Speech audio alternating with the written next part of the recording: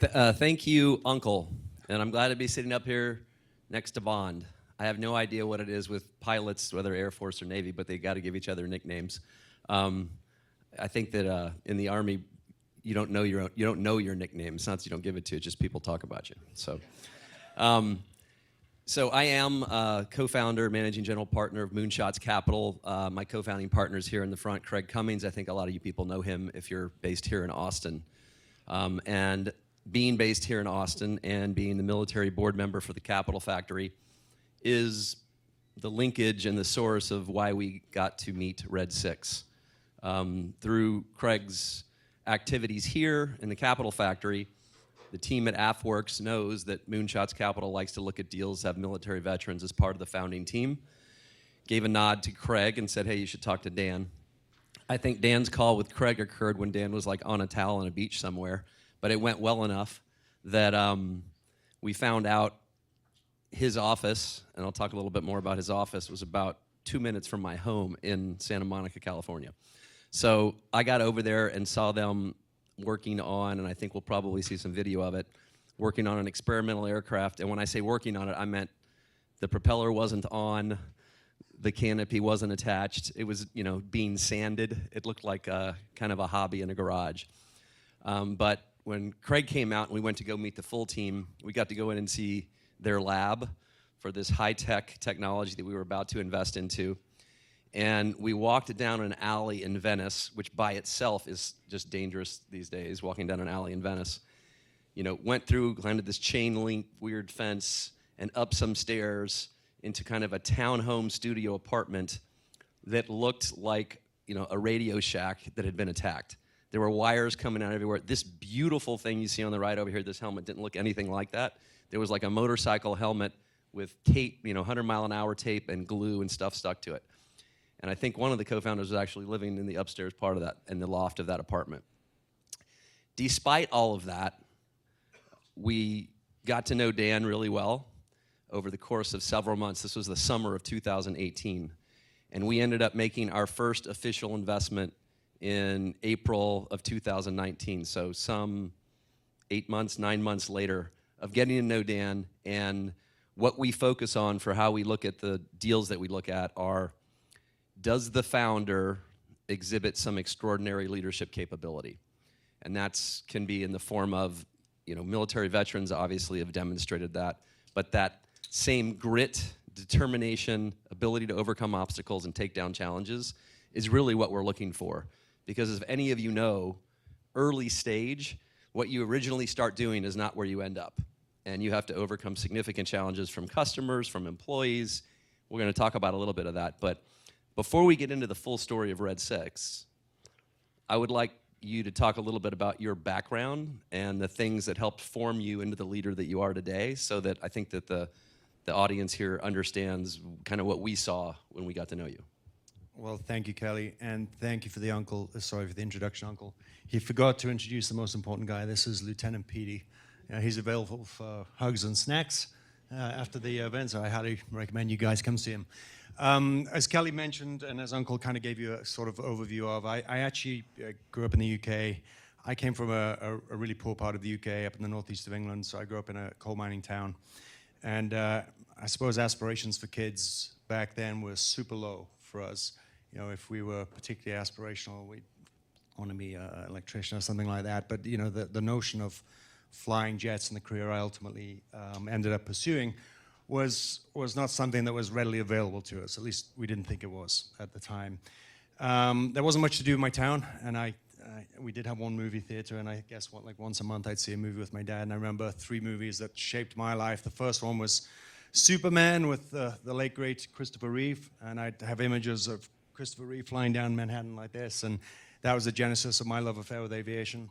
The next one I saw was Star Wars, and whilst I thought lightsabers were cool, I loved X-Wing fighters, so that was me. I was going to be Luke Skywalker, and then the moment I saw Top Gun age 13, I was like, okay, that's actually a career. I think that's something I can aspire to. And so I had to figure out how to get myself from the worst school in about the worst town in the UK to the Air Force Academy in the UK in Cranwell. And I was lucky enough to meet a mentor at the age of about 14 or 15 that sort of guided me towards that process. I needed to maximize my chances of success. It was really competitive.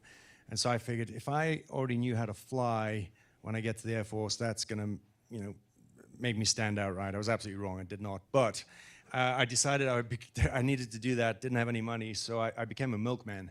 And I would get up at 4 o'clock in the morning, not kidding, and go miles and miles and miles carrying crates of milk and delivering them to houses, and that would earn me 40 pounds a week. And with that 40 pounds a week, every 2 weeks, I could afford a flying lesson. And so I taught myself to fly from being a kid. Ultimately, it works out. I get into the Air Force, get selected to go pilot training, and then ultimately end up flying Tornadoes. And I get combat ready, depending if you're asking Uncle or my perspective, at a great time. It was like August of 2001, I think. We all know what happened in September 2001, so we got busy really quickly. Spent a number of years backwards and forwards out in the Middle East, and then was lucky enough to get selected to go to fighter weapons school, which is kind of like Top Gun, I guess you'd call it. Then my life gets, I become quite literally, I suppose, the luckiest fighter pilot in the world. And Uncle, to his credit, super humble, but he was actually the first, I think, DO of the first operational F-22 squadron, and they got to choose, fair to say, whoever they wanted at that time. And so he went around the Air Force annoying every single squadron commander in the Air Force, saying, I'm having this guy, and this guy, and this guy, and they couldn't do anything about it. Fortunately, he got stuck with me, and I was kind of the British representative, so they sent me over, and it was a huge privilege, because I got to work with world-class human beings like Uncle and a bunch of other guys that are still to this day my friends. But such an extraordinary time in the evolution of, I guess, the most capable combat airplane in the world, the F-22, still to this day. It's pretty extraordinary. An insight into the capabilities, but also some of the limitations associated with not just that platform, but the broader combat air force, and that is, how do we train? Because in very simple terms, every time we go up to fly and train, we needed someone to fly and train against, and that's a multi-billion-dollar-a-year problem that we have been failing at horrendously, and it's only gotten much worse since I left. Now, Uncle was responsible for me falling in love with the United States and what it meant to be an American, and ultimately, despite 3 great years on the Raptor and a sort of, I guess, flourishing career in the Royal Air Force, I decided that I'd fallen in love with the US and I didn't want to go back. So I stayed in the United States, went to business school, Georgetown, as Kelly pointed out, or Uncle pointed out, and then ended up working in finance in New York for about a year or so. And so it was this really interesting sort of background of military leadership into an MBA, into a year or so in finance, that was kind of building a skill set that ultimately I'd be called to draw upon in pretty dramatic fashion, because I was about to be given, I guess, the biggest leadership challenge of my life. And so in November of 2011, middle of the financial crisis, you can imagine what's going on, I get a phone call from my dad back in the UK, and he said, hey son, this business I started as a kid, when I was a kid, had grown to be a fairly major employer in the area I'm from. I had 200 employees. He said, hey, it's going bankrupt, and I'm lost. Can you come back and help me? And I kind of went, oh. And I knew my life was about to change forever. And I said, Dad, yeah, I'll come back and help you, but if I come back, you gotta let me get into this and let me get to work, because we're in a lot of trouble. And he said, yeah. And I used to do a lot of fighting, and I had a broken shoulder at the time. And I said, let me go to hospital tomorrow. I'll get stitches out of my shoulder, and I'll take the first flight back. And the last thing he said to me that night on Skype was, son, I'm not sure that's going to be soon enough. And I thought he was talking about the business. And when I woke up the next morning, I woke up to the news that my father had committed suicide that night. And my life was flipped upside down. And so I go back, I take the flight back, and I walk into devastation of my family, my mom. I have 3 sisters. And then I walk into a business that is pretty much bankrupt, with 200 employees looking at me going, what are we going to do? And I just lost my dad. My family were devastated. I left New York. I was living back in this village I'd escaped from as a kid. And I just inherited a business that was broken, with a ton of debt and top to bottom, everything wrong with it. And I looked myself in the mirror and realized actually that I was, kind of had a unique set of skill sets and experience that I would now call upon. And the question was, did I really have the character to lead the individuals on that journey. And so I spent 6 years doing exactly that, taking them through this transformation of a company in the UK from top to bottom, ultimately successfully, and ultimately teaching me a lot about leadership and a lot about how to run a business with no money, which was extremely helpful for a startup when I came back to Red 6, but ultimately successfully, and managed to exit that business in around the 2018 timeframe, and really just a fabulous education. But in the wake of that, I suppose I'd given so much of my life to other people working on things that I didn't really care about. And so I found myself asking myself the very fundamental questions in life of what is passion to me? If I knew when the end of my life was coming, what are the problems that I would choose to work on if money didn't exist? And who are the people I want to surround myself with? So I came up with 2 rules. One was I'm only going to work on things I care deeply about, and I hold true to that. And the second one is I'm absolutely meticulous about only surrounding myself with people that A, I respect and value, and B, I really like to work with. And those 2 rules have served me pretty well. So in answering those questions, I came back to my love affair with aviation and national security, and started thinking about this problem of what are we doing for training? Because whilst we've been involved in combat operations in the Middle East for the last 20 or 30 years, 2 things have happened on the world stage. One is the reemergence of Russia, which we're seeing now to devastating effect in Ukraine. And the second and most scary of all is the pace of innovation and rate of change and adoption of technology in China.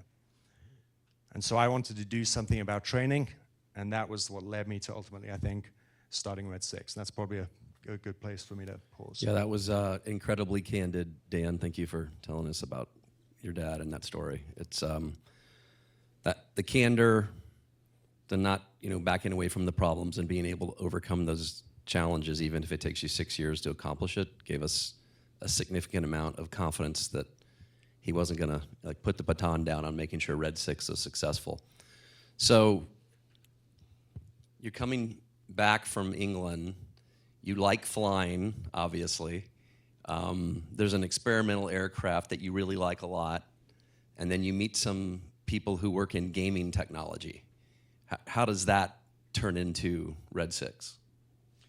So Red 6 actually started on Tinder when I met a girl. And like all good stories. And, here's the truth. And so we, I don't know if I ever told you this. I met a girl on Tinder who, it turns out we didn't even go on a date, but somehow we exchanged numbers. And I decided completely irrationally that I was going to build an airplane for nothing more than a passion project and something to get my teeth into.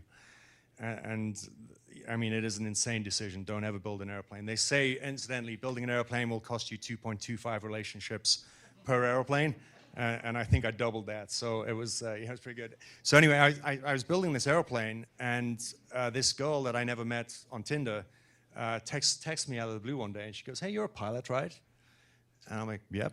And she goes, "I've got these guys that work in AR, VR, and they want to talk to a pilot." So I'm like, "All right, send them down. I'm in the hangar." So this guy walked into the hangar, and he was like, I am, the second coming of Christ in all things AR. I control the general's diaries. Whatever whatever the Air Force need in AR, I'm the guy. Would you meet these other guys that actually do AR and don't just say they do AR? So I said, yeah, sure. I figured out within a couple of days this guy was full of nonsense. And but he connected me to 2 individuals that walked into my life. I guess the most significant of all was Glenn Snyder. And Glenn was He was the one sleeping upstairs in the loft. in the meth lab. So yeah, no, I met Glenn, and Glenn was a visual effects artist, right? And he'd done something really cool back in 2015, where in virtual reality. So he took 2 race cars, put them on 2 separate racetracks at the same time, put real race car drivers into them, and then he created a virtual reality system. So each driver put a headset on in VR. They met each other in a virtual world, even though they were in different locations at the time. And they raced real race cars blind to the outside world through this volcanic molten ash world. And the moment I saw that, I said, "Glenn, have you done anything with this?" He said, "Nope." I said, "All right, hold on." So I called the Air Force up. I'm like, "Hey, your training problems. And it was, I think it was Dave Harden of AFWorks. I don't know if any of the guys in here know Dave, but I called him up. I was like, hey, I think I can solve all your training problems, solve your pilot shortage, and allow you to train against any threat you want. Here's how we're going to do it. And he said, is this true? And I was like, absolutely. It was like it wasn't even a PowerPoint at the time. So he's like, all right, come down and meet me in Vegas at 2 o'clock in the morning in a nightclub, I think it was, is where we had our first meeting. And so I called Glenn back up. I'm like, all right, Glenn, here, 2 things. This virtual reality thing you've done in cars, the first question, do you think we could do that in airplanes? And Glenn, we scratched our heads for a while, and he said, well, yeah, we need an airplane. And well, I'm building an airplane, so we can use this one. He said, okay, good. Next question. No one is obviously going to allow fighter pilots to fly around in virtual reality, blind to the outside world. So can we do this in augmented reality? And he kind of looked at me like this and said, no, you're an idiot. And I said, okay, explain. He said, well, augmented reality doesn't work outdoors or in dynamic environments. And it's one of the major reasons as an overall industry that it's languished some way behind virtual reality. So I'm like, huh, why is that? And he explained it. And I'm going to condense the story. I was just an annoying 5-year-old fighter pilot, and I just kept asking why until he was like, oh, fine, okay, we'll try it this way. And we came up with this thesis that we thought may work. And our thesis was, if we can make augmented reality work definitively outdoors, up in the sky, on a bright blue sky, white cloud background, outdoors, at 400 miles an hour, barrel rolling, pulling G-force, then we'd have something. So very quickly we put a deck together that said that's exactly what we were going to do. We were a little vague on the how, but we were like, this is exactly what we're going to go do. We pitched it to the Air Force, to AFWorks, and they were curious enough to, I suppose, march us down the SIBR process, which was a SIBR phase 1 initially, just to go prove the efficacy of this system. And at the time, I was building this airplane. It literally didn't have an engine or a propeller, and we had a PowerPoint deck, and Craig called me up one day. I think I was on a beach at the time, under a towel, Craig. And he said, hey, Dave Harden's told me about you. Do you mind having a chat? And Kelly lived around the corner from me, and the next thing I know, Kelly's knocking on the door, and he comes to the hangar, and you walk in to see a whole lot of nothing, I guess, right?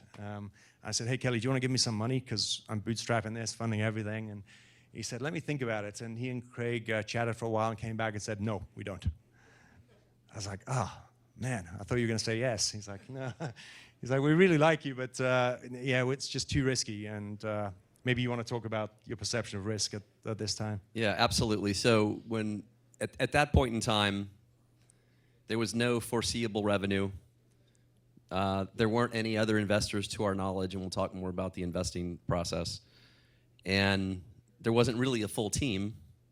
And again, I told you what it looked like when we saw the workshop in terms of how they were building stuff.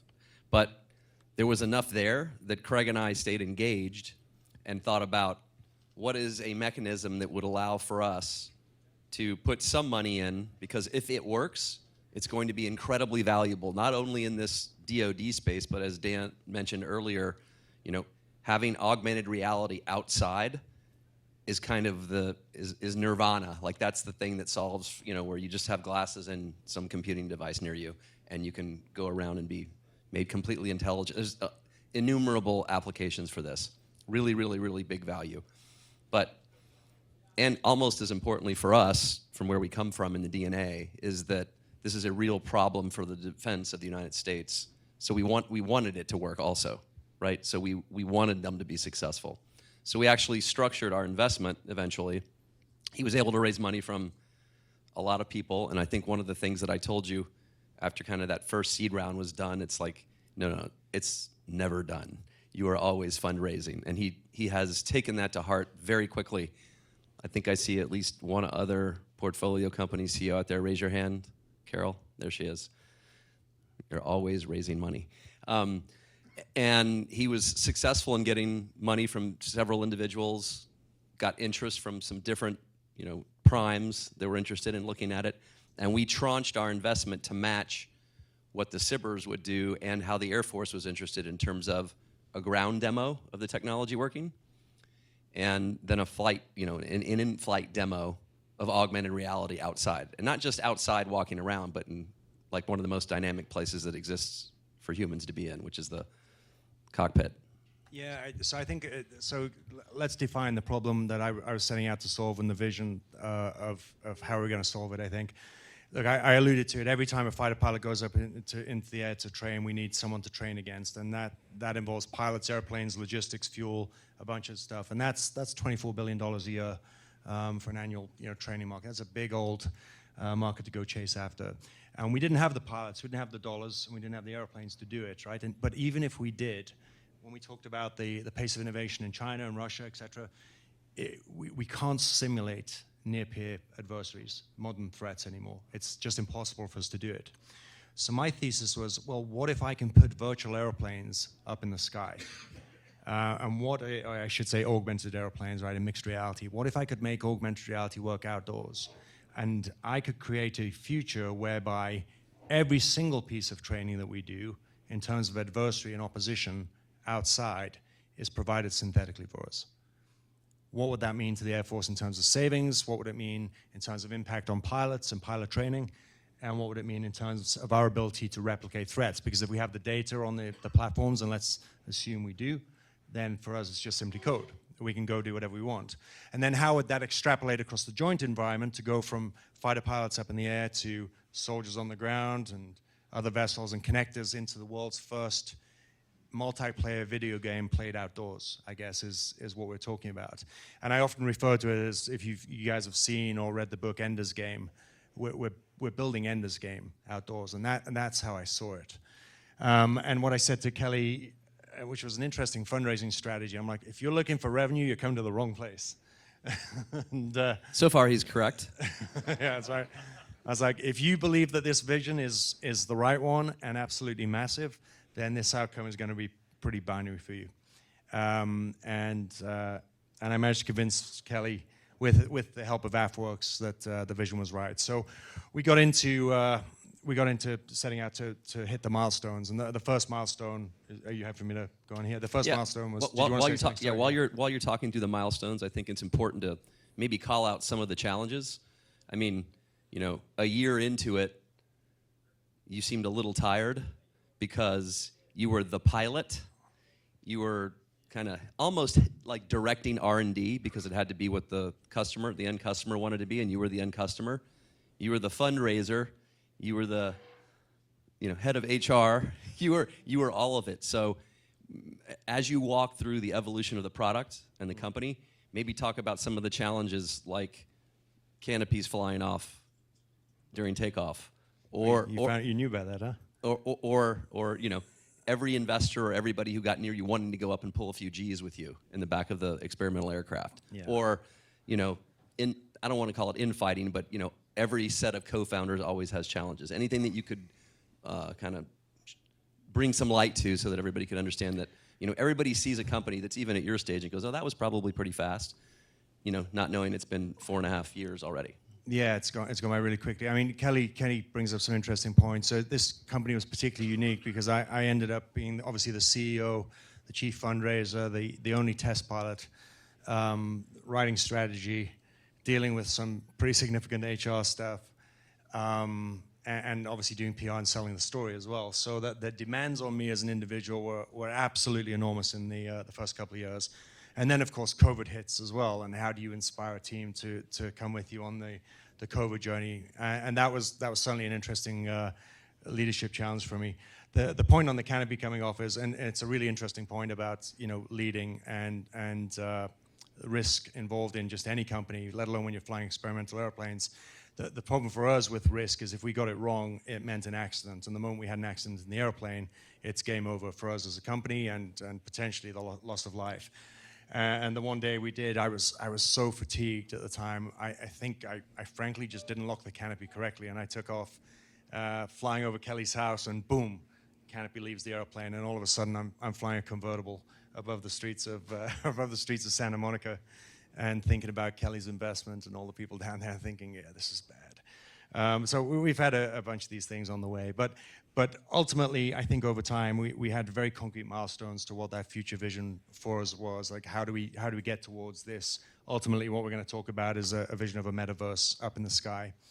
And the way it went was like this. Firstly, the Air Force said, we don't quite believe you, but we're kind of intrigued. So prove that this stuff works initially, in a static environment on the ground in a cockpit, and prove that your approach to augmented reality, which was a little different to how incumbents in the space are doing it, is fundamentally solid.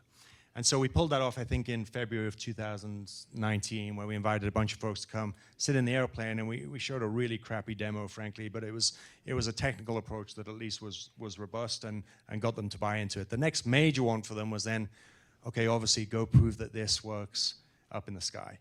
And by that I mean the ability to take off in an airplane in the skies of Southern California, go up into the air, and enter an augmented reality world through a custom optics set that we had to build. Because on that point, there were two real technical challenges that we had to overcome. One was, how do we track outdoors in absolute terms at high speeds, going upside down, pulling a bunch of Gs? And having solved that, we thought, this is great, we're going to be billionaires, this is going to be easy. We went out and we got all the best headsets in class and tried to incorporate them into what we were doing, and just none of the optics were remotely good enough for what we needed, which is outdoors, bright blue sky, white cloud background. The demands up there are very, very difficult, and we need massive field of view as well.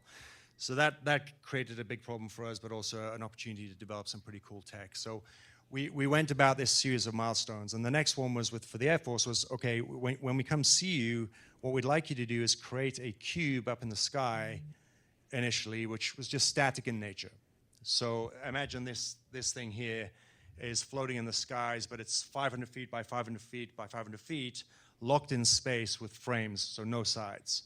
And there was no sides, so we could demonstrate the immersive aspect of augmented reality. And so in November of 2019, we brought, I think, 12 people from the US Air Force, and they jumped in the backseat of my airplane, and we took them up into the skies, and we turned the system one on. at a time. They're on the wing. We took them up one at a time. Thanks for clarifying. And we went up to this game space, and we turned the system on, and I was praying it would work, because 50% of the time it worked every time, and it worked like a champ. And they came up, and we took them through this cube, and this cube was suspended in space in the skies of Southern California, and we'd fly through this cube. And it was so compelling, and it sounds ridiculous, but as I flew through the cube, it was so immersive that I'm kind of careful not to hit the wings of the airplane on the sides of the cube, if you imagine it's framed. And the moment I saw that, and the moment they saw that, and we demonstrated the immersive aspects of mixed reality, augmented reality done outdoors, we were sold. They were sold as well. In terms of this, I knew this was technically very difficult to do, but there was a future towards end state. And whilst that was our criteria for success, and I don't know if you guys were in the SIBA conversation earlier on, this was for a SIBA phase 2, and technically it was very difficult to do, I also knew that from an operator's perspective, they would understand airplanes flying around. So we took them to the cube, we flew through the cube, we went upside down, it was super cool, it still is, we still play in the cube. But after that I said, okay, go take a look at this. And so we inserted something into a tactical shoot list, we got a cue in the helmet, and out in the distance, they were able to see something that looked like an airplane, maybe 5 miles away at the time.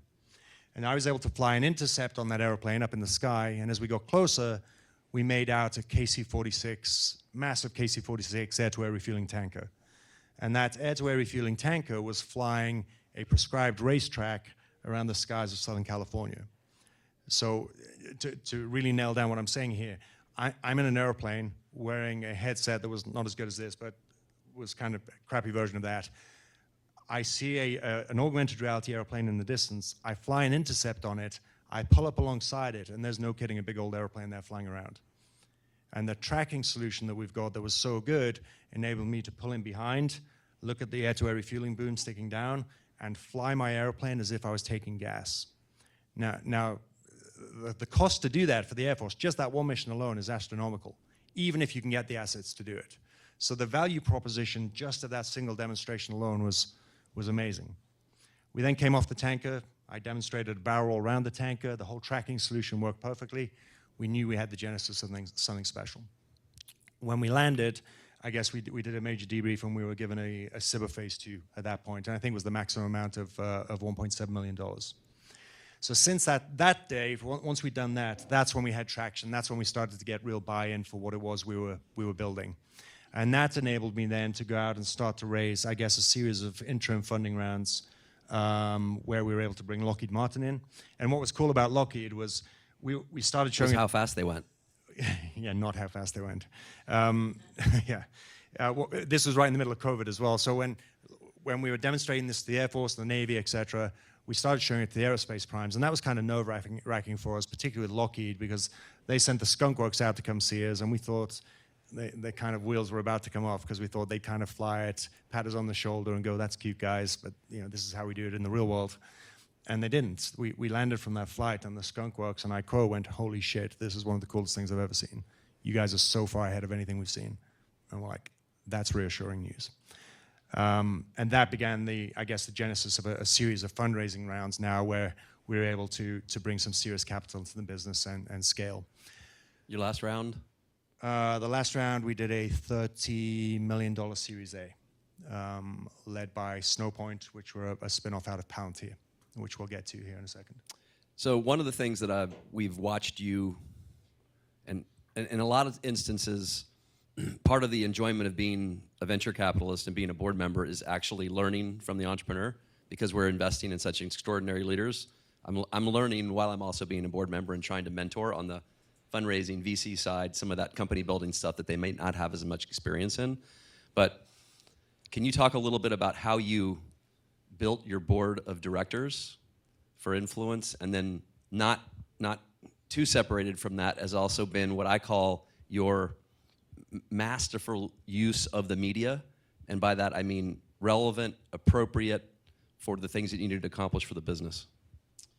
Yeah, well, thank you. So, I mean, there's two things. I'll talk about the board, and I think I should probably talk about the team, because it's, there's kind of a big gap in there where the business grows. And what I realized I needed to do is surround myself with people that are way smarter than me. Unfortunately, I could only find Uncle, so he'd have to do. But I started filling the team with a real blend of deep technical expertise in both hardware, software, and people that were very good and have massive experience of taking prototype technologies and putting them into black programs inside the military. And so we built a world-class technical team led by a really deeply experienced CTO now, and that's going great. But it was really important from the perspective of building the technology that we made sure we aligned it to ultimately the needs of the customer. So putting people like Uncle and a bunch of other guys, all the best guys I knew from my days in the Raptor, alongside in this melting pot with these software engineers and coders. You can imagine trying to mix fighter pilots with software guys and tech guys and everything. It's like a potent cocktail for explosion, but also creativity as well. And I think we've got a really interesting balance of building that out.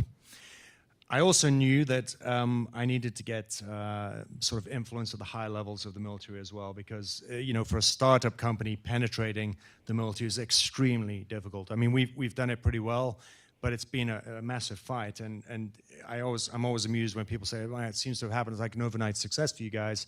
No, it's 5 years of 18-hour days and ball aching work, but there have been some really notable people along the way that have helped us. When we constructed the board, Kelly, I have to say, has been an exceptional board member, and Moonshots and Craig are very, very, very CEO friendly. And that was massively important to me, because I've got a ton of flexibility and freedom. I keep them in the loop, but generally speaking, if I articulate something, they'll back me.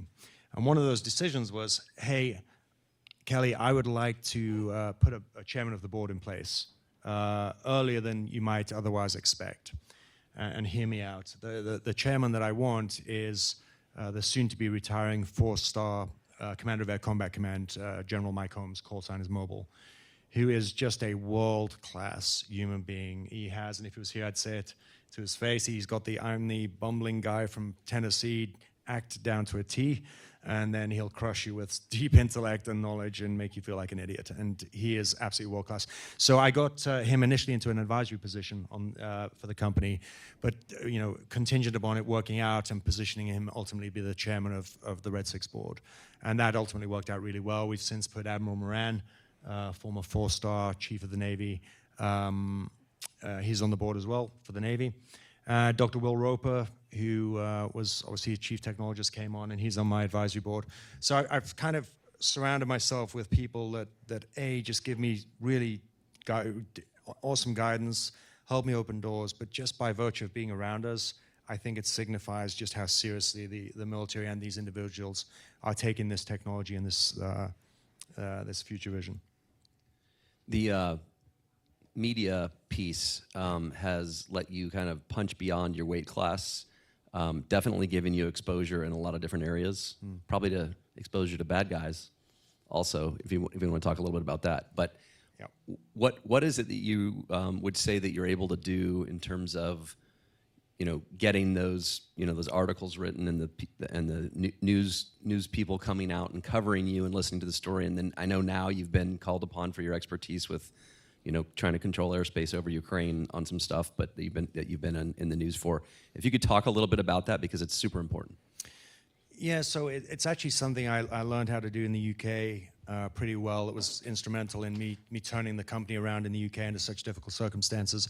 And I talk about it in the context of alignment. And every single thing that we do in the company, from how we clean the coffee bar to how we set corporate vision and strategy, is all about alignment. And if it's not aligned, I generally get rid of it very, very quickly.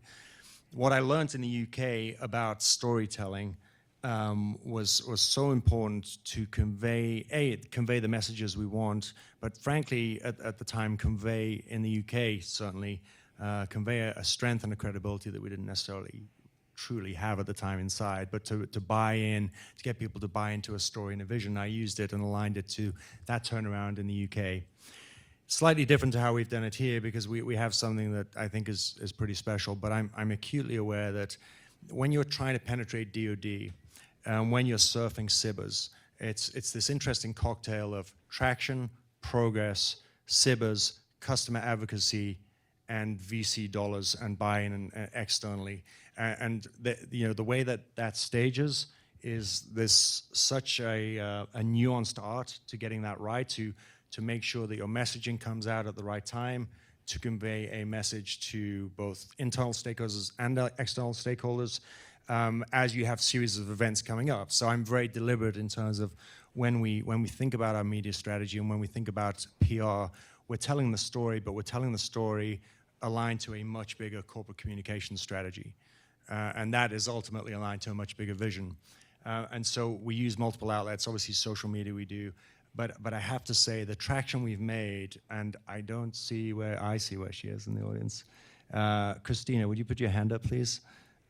Okay, Christina. She's hiding behind the wall over there. Christina, She has her hand up. Christina Babbitt runs all of our PR and media, and frankly, she just points me in the right direction, says that go do this, say this, she's absolutely fantastic. So Christina has just been adept at getting us into major national news outlets on a consistent basis. I think we've been on national news 6 days out of the last 8 or something like that. So deep expertise. Christina's been a huge value add to the company, and I'm not responsible for that. She is. She just tells me which rooms to be in and not to make an idiot of myself. But so we're very, very deliberate about media. And it's a really important aspect of building business, as long as you can back it up with technical stuff that actually works, right? And so we're very careful about not putting anything into the media that's not true, but putting timely drops into the media to ultimately help us fulfill what we're trying to achieve internally to stakeholders and externally to investors and so forth. Awesome. Can you talk a little bit about, we understand a little bit about the platform, but the maybe joint use cases that aren't just for, say, fighter pilots, and then any operational use cases that are upcoming, or how people can think about where Red 6 fits in? Yeah, absolutely. So I think there's a couple of steps to talk about before that. So the genesis of what it was can we put this into a single airplane to allow a fighter pilot to go up into the sky and dogfight against artificial intelligence-driven AR-represented bandits? So what I'm talking about is, can we replicate near-peer threats? In this instance, a Chinese J-20. Can I go up in a single airplane, look through a custom visor set, see an augmented reality airplane that's driven by artificial intelligence, that's thinking of flying and fighting for itself? And the answer to that is yes. And the first system we built was ATARs. And as you hear about this stuff in the news, generally you're hearing about it about 6 months or a year after we've actually done it. The next technical leap we had to make was, obviously we don't go up single airplanes and train in airspace by ourselves, nor do we go up into airspace and fight by ourselves. We go up in multiple formations. So it could be myself and Uncle as a 2-ship, it could be us as a 4-ship. But what that means is we need to be able to train in a networked environment. So the next evolution of ATARs was Carbon, and Carbon is the combined augmented reality battle space, basically up in the sky. And we think that is the world's first truly multiplayer video game played outdoors up in the sky that exists. And what we're able to do with Carbon now, we did have one airplane. We have 3 airplanes now, shortly to 3 airplanes. We're putting multiple airplanes up into the sky at any single point in time. So Uncle's flying an airplane, I'm flying an airplane. We're going up into game space akin to Ender's Game. We drop down to this augmented reality world, and in that world are threats that are thinking for themselves, driven by artificial intelligence, and then we can work together as a team, prosecuting attacks against these airplanes that are working through AI algorithms that are fighting against us. And the idea being is, if I blow something up from my cockpit and it's on my nose and Uncle's 5 miles away, he should see in his left 10 o'clock an airplane blowing up, and he knows he doesn't have to, exactly as it behaves in real life. And it's not just against other aircraft, right? It's not just against surface-to-air missile. So now we've started to expand across domains into the ground as well, and we're taking surface-to-air missiles, and we're right in the process right now of connecting to individuals on the ground as well through the use of these pretty awesome optics that we've developed. The next evolution of that, and I suppose where you're going with the question is, and the title to the whole talk was the idea of around a military metaverse. And let me expand my thinking around this, because this was the really big vision that I had at the beginning that I think is true. Sorry, I thought was true. I'm almost certain it's true now, and we're banking on it. But let me talk to you about my concept of the metaverse, because I accept if you ask 100 people in this audience, you get 100 different definitions. I get it. We can argue it all day long. That's not the intent of what we're doing. But let me give my perspective on it. I think the vision of a VR metaverse outlined by major tech companies in the world right now, where you sit in a VR world and we have avatars of ourselves and we interact in this metaverse, I think it's the wrong vision. I think there are some abhorrent consequences to that vision, and I think it's deeply flawed. What I think the metaverse is to me is I think the metaverse will be a ubiquitous layer of data or metadata that comes with us wherever we go. And I think the future of the metaverse is going to be consumed through augmented reality, mixed reality, not virtual reality. I think VR will ultimately be considered a subset of mixed reality or AR, whatever you want to call it, over time. But if that is to be true, then it has to be mobile. It has to be ubiquitous. It has to be with us wherever we are. And if it has to be ubiquitous, then it has to be mobile in nature, which means it has to work outdoors and it has to work in dynamic environments. And so if you follow that logic, you kind of see where we're headed with this for the military. But there are 2 key components to the metaverse that I think, well, actually 3. Let me talk about it. I think one of the criteria, from my definition, as I think through the metaverse, is decisions taken that you take inside of the metaverse have to have consequences inside the digital realm, but they also have to have consequences outside in the real world as well. And if that's not the case, then in my mind, it's kind of just a game that you're playing, right? So that's one thing to ponder, and we can discuss, and I'm very happy to do that. 2 other qualities I think about: it has to be persistent in nature, which means it has to go on and continue whether you're in it or not, and it has to be synchronous to real life. So that's important to affect the previous criteria of what I'm saying about is if you make decisions inside the metaverse, it has to impact real life as well. So stay with me here in this thinking. Why is that significant, and why does that I think pertain to a military metaverse? Well, look, the way we historically used to go train was we'd go up at any one given point in time into a mission at a red flag or something like that, and we'd be given the day's mission. And the day's mission might be, we want you to go defend this school or hospital, or we want you to go blow this up, whatever it is. And we go up and we do the mission, we come down and we debrief the mission, and that would be it. And the next day we do another mission, and it would be something different, and we get training out of it. But that's not how we do operations. When we do operations, let's take the Gulf conflict, for example. The first mission is night 1 of the war. When we go in and we do night 1 of the war and we prosecute attacks, and at the end of that mission, there's a set of consequences that have happened for both sides, both us and for them. Now, we don't reset the next day, right, and go do something different. We have to live with those consequences. And so the training environment continues into the next, the real world environment continues into the next day. So it became apparent to me, if you think about it synchronous and continuous with real life, as 2 criteria: decisions inside have real life consequences outside. what are we fundamentally talking about here? If I can network all of these individuals together, and I can create a world that sits inside this universe, which is a metaverse, then I can start to do campaign-level training, where I go up and we fly the first mission. Let's say it's a night mission. We go out, we train against our digital avatars, we kill these airplanes, something happens to us, we lose someone. Well, we can take that over now. We come land, we debrief it. Well, let's say the next morning we go back up. That world is continuing inside. It's akin to like World of Warcraft, et cetera, those things. Well, we're able to do that outdoors now. And that persistency and synchronicity to real life enables us to really transform how we think about training in the military. And I'm using airplanes, but pick a domain, pick soldiers on the ground, sailors, whatever you want to do, ultimately pick it.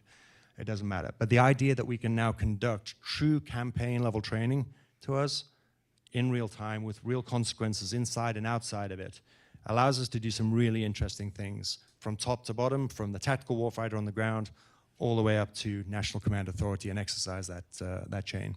And that's what we're thinking about in terms of how we're building it out for the military, and that's, I think, what the Air Force are starting to buy into now.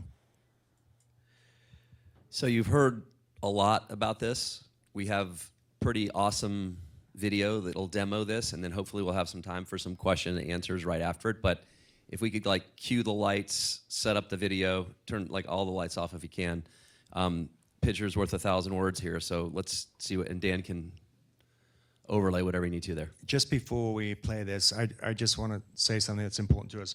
So in this industry, I think if you know about this industry, you'll know there's a lot of rendered stuff that you see in demos that looks amazing and perfect in real life, and actually the reality of the technology is fundamentally different, right? We have stayed absolutely away from that, absolutely away from this. So what you're going to see right now is not only raw, it is literally one of my pilots, I can't remember which one, but he's flying in a headset, and it's not this version, it was the previous version of the headset, so the next one's twice as good again, with an iPhone stuck up inside, filming inside the headset as he's trying to dogfight, right?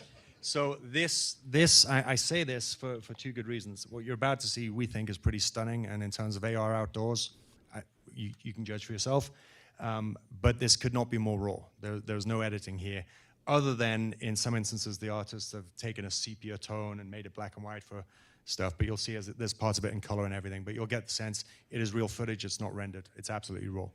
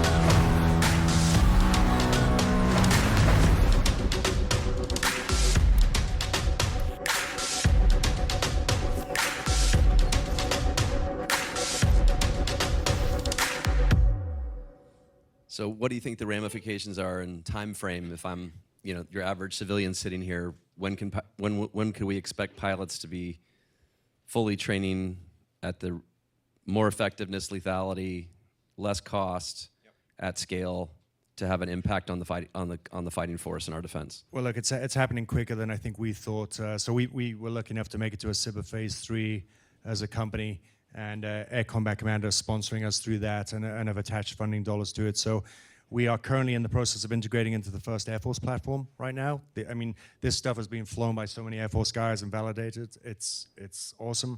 So we're integrating into T-38. That will be done in the next 12 months, I think. Correct? We should be done by then. And where we go from there is then we start putting it into 4 ships and 8 ships of airplanes. And you're going to see this rolling out over the next 5 years across a number of platforms. I think concurrent to that as well, not just direct to the customer in terms of the Air Force, but now we're in pretty advanced discussions, I guess, with some of the major OEMs out there for integration into platforms, not just here in the US, but internationally as well. So there's a significant amount of interest in what we're doing right now. Thank you, Dan. I think we have time for a couple questions if anybody wants to ask anything. Fire away. Dan, that was great. Anything that J20 certainly shellacked one after another is pretty exciting. We agree. So one of the things, the biggest challenges, right, we're trying to do JADC2, right, Joint All-Domain Command and Control, which means getting that data framework right to be able to share it. I know Admiral Moran, as the Vice Chief of Naval Operations, worked that hard. Mobile worked that really hard when it was at Air Combat Command. Where are we on common sort of data standards that allow you to be able to realize this vision of cross-connecting everything? Because there are a lot of channels and fat fingers associated with it. You're absolutely right. So I don't know if you guys heard the question, but it's in essence JADC2, if we outline what that is first for the audience, I guess. So JADC2 is... JADC2 represents a doctrinal shift in how we fight wars operationally, and it's basically a way of connecting sensors to shooters in real time to allow us to make decisions much quicker through an operational network. And the question was, correct me if I'm wrong, is where are we in terms of common data standards around JADC2? Right at the beginning of it. Because that standard is going to allow you to cross-connect and create this metaverse. Well, it is, or we build something that is agnostic and is capable of operating across multiple standards. And so that's been at the forefront of our mind in terms of the design process. One of the things we didn't talk about because of time is the operational use case of what we're doing here, because my view is that the next iteration of F-22 and F-35 visualizations of fusing data into really cool sensors and displays in cockpit is we start transitioning from cockpit now to visualizing that stuff out of the cockpit and looking out. And so the operational use cases for this are absolutely massive. And I know we talked last night a little bit about this, but there's work ongoing on exactly that, which is particularly exciting. At the forefront of our design process, though, is the idea that you're taking data streams from multiple sources, be they national assets, humans on the ground. There's 2 things that have to happen before it comes to us, right? First, we have to collate it. Second, we have to fuse it. And that fusion engine is going to be critical to that. But there are multiple standards, multiple sensors that will ultimately feed into that overall picture. What we have to do is build something that takes it all, fuses it into one common picture, and that's the work we're doing right now. In the maroon in the back. Hi, so I'm a senior at UT. So I graduated my aerospace degree, and the first question I thought of was, how did you map the aerodynamic effects of the missiles or airplanes, how did you get them to replicate what would be reality, and also how confident are you in replication? So in essence, where do we get the flight physics engines, how confident are we in the AI? So there's an unclassified answer to that, and there's a classified answer to that, which we're not going to have, right? So, all right, that seems legit. I'll work with that. All right, so at the unclassified level is how we would do this. Jane's data is more than good enough for what we need to be able to go up and fly and represent. In terms of the AI algorithms, there's a combination of work that we do in-house, but we also do work with some of the programs that are part of DARPA and the Alpha Dogfight or ACE Combat program.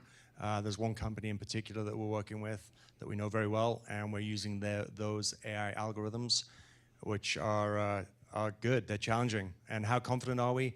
I mean, look, I filled my company with weapons officers, right? So I think there's a certain amount of credibility in terms of what we do, but we're not just doing this and then saying, hey, Air Force, trust us, this is good. They're flying with us every day, and they're seeing this. So the answer to how good is it? It's really good, and the training we're getting is exceptional. Let's do one more question here. And so as a flight doc, I'm interested in how much physiological data integration there is in this, because obviously some of your fight performance is dependent upon your flight envelope, G-forces you're pulling, that sort of thing, right? So are you integrating any kind of physiological data into this? Well, the answer is yes. It's a great question. so the part of this that we didn't get time to touch upon is that we go up into the air, we fly these missions, we train, right? What are we doing there?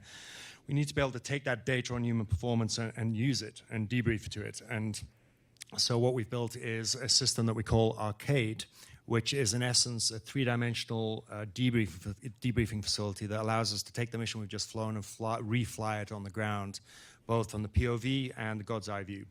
And a key component that you're touching on here is because of the fidelity of the solution we have to draw accurately to the pilot in real time, it allows us to extract a really interesting data set that we can utilize in the debrief. So the next evolution of that data set of understanding where the pilot was looking at any one point in time, eye tracking is the analysis of biometrics to understand cognitive load on the individual at the time, because ultimately for us, it's understanding root cause analysis of why human beings make decisions and what human performance looks like over time and under stress. And so that work is ongoing right now. Please give a hand for Dan Robinson and Red 6. Thank you, everyone. Thanks.